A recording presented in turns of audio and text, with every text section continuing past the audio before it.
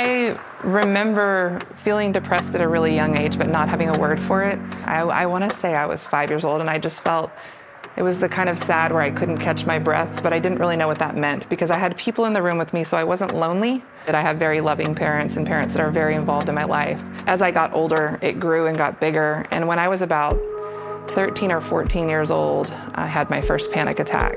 I just felt like I couldn't catch my breath and I couldn't breathe, and the lights seemed like they were getting darker and brighter all at the same time. And my mom thought I had low blood sugar. I remember she was like, let's find a candy bar and everything's gonna be fine. Looking back at it, I realized it was just the compounding of everything, trying to say I am fine when I wasn't fine.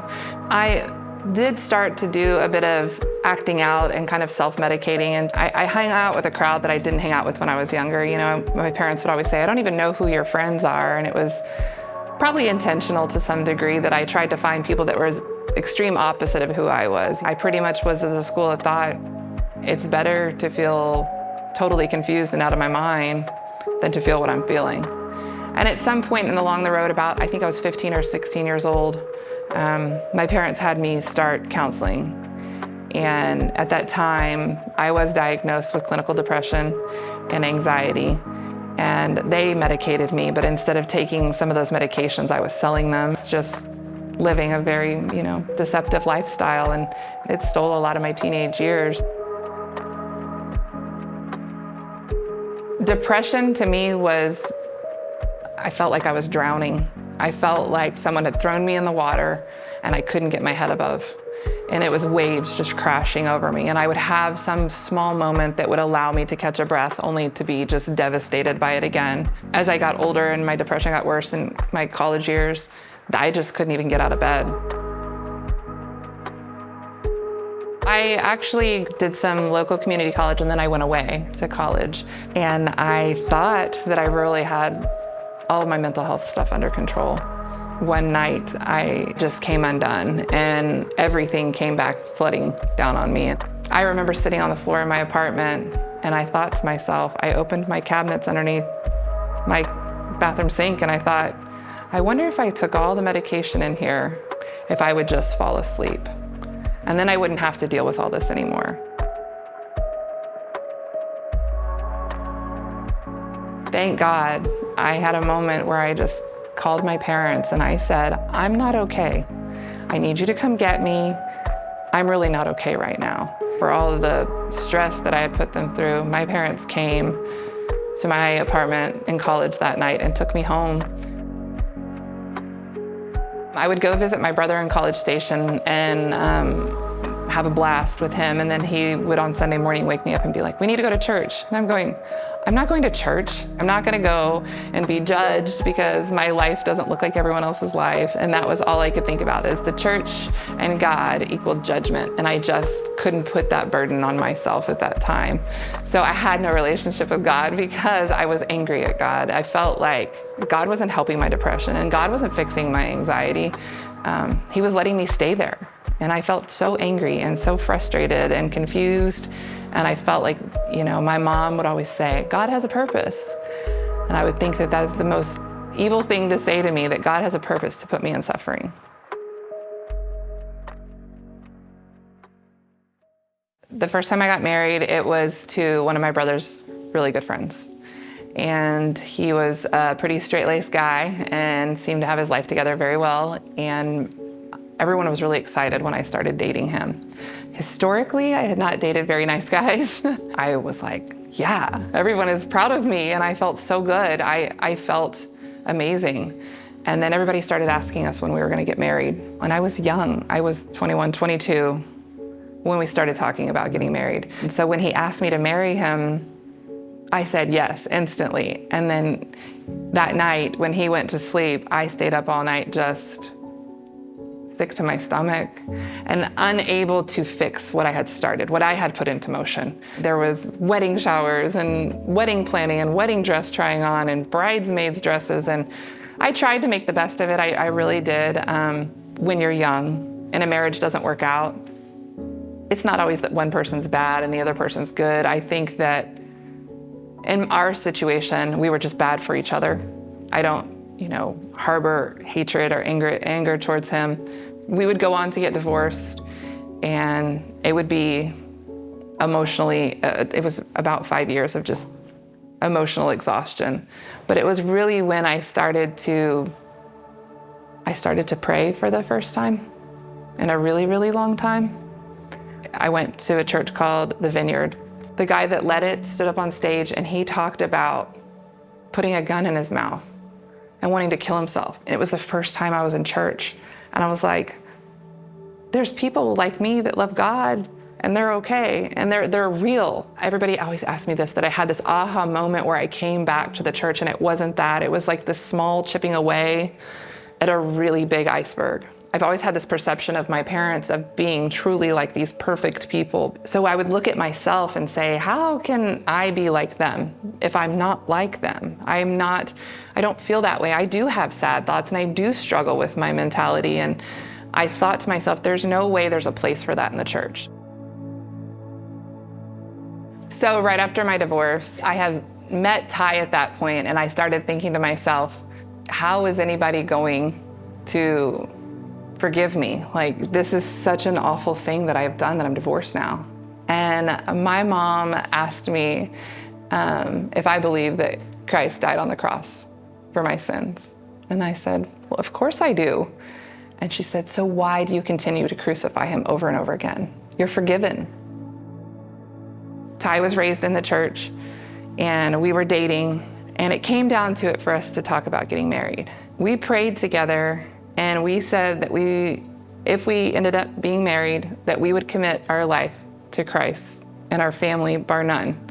I kind of had started to struggle with on and off depression about probably a year before we decided to get married, but I was terrified to tell him.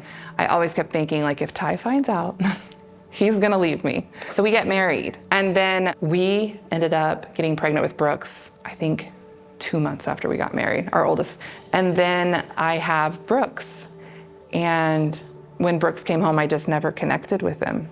I didn't understand any of it. I didn't understand nursing. I didn't understand how to swaddle a baby. I didn't understand how to cut their fingernails. It was the most overwhelming. Every little aspect of it was overwhelming. When Brooks was about 6 weeks old, Ty left and went back to the oil field. And he was gone for, I think, 60 days at that time. And I just was sinking further and further and further into what I now know was postpartum depression. I didn't want Brooks around. I just would rather him stay in another room. He was struggling with health issues, probably large in part because of what I was going through. And when Ty came home, he said, go relax. Go take a minute to just relax. And I went and I took a bath. And I had those awful feelings again of just, they probably would be better if I just wasn't here. They probably would thrive a lot better if they weren't dealing with the weight of me not being happy. And Ty at this point still doesn't even know how unhappy I am, because I'm still, everything's fine. I'm just tired. I've had a baby. I'm just tired.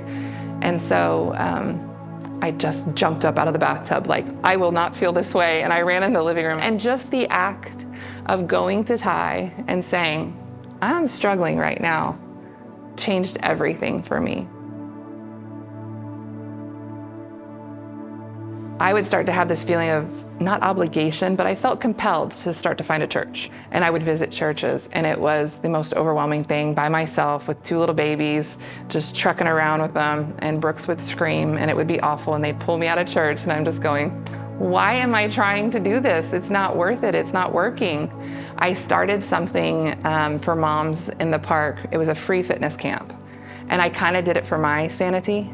And then this mom came, and we kind of hit it off right away. We're both very laid back in the sense that we know, oh yeah, you're eating dirt, wonderful. And she's like, I found this church when we moved here and I love it. She's like, I'm gonna meet you in the parking lot on Sunday. This is where you're gonna be. I'm gonna get the kids out of the car and we're gonna go in together.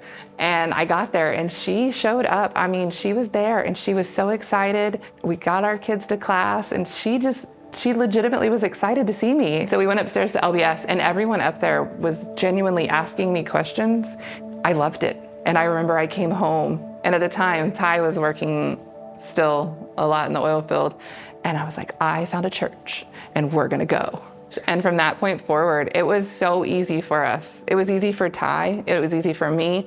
It's always been easy for all three of my kids. We hit the ground running. And that was when my journey really just huge change, like life was different for me. So I think the common misconception for me that was the hardest was that I was damaged goods and that I would never be able to publicly share my story. I think a lot of people think believers don't struggle with mental health. Something that I've noticed in the church is if I discuss mental health with them now and I tell them something that's going on with me, I've heard this more than once at our church is, thank you for sharing that with me. And I think that's probably one of the most profound things, that if we could teach that to more believers, that when somebody shares something that's way outside your comfort zone and it's really hard to swallow, that you say, man, thank you for sharing that with me. That I can pray for that person now.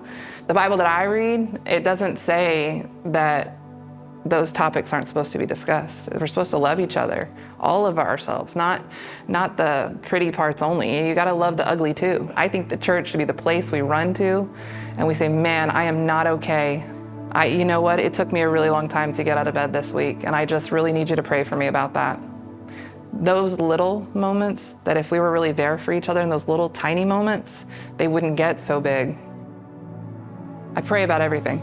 I have a moment of a hiccup of a thought, and I'm like, you know what, God? Thank you. Just take it from me. Just take it from me. And just saying out loud, hey guys, I really need you to pray for me right now. I mean, I'm the worst at responding on those group text messages, but when I'm really in the hole, it's instant. It is, hey, Cindy, we got you. We got it covered. I protect my mental health, and I work out a lot. I work out a whole lot. I have a shirt that says I work out to burn the crazy off. I do feel like there is a purpose in it, and I do feel like I had to go through all of those steps and all of that process. Maybe I wouldn't have had the authority to be able to say to somebody, I get that, I've been there, I know what you're going through. I wouldn't have had that. It would have just been another old lady saying, hey, I'm sorry you're sad. The first thing I say to do is pray. The most genuine and babbling and honest prayer I've ever prayed. It's cathartic. It makes me feel like I can catch my breath. And then honestly, I would get help. I would get Christian help. And I say I would get Christian help because there's a lot of people out there that are gonna say they can help you feel better, but if God's not a part of that plan, it's gonna be fleeting. This is the longest I've gone in my entire life without absolutely cratering into depression again. And I contribute that to it being based in God and not based in myself.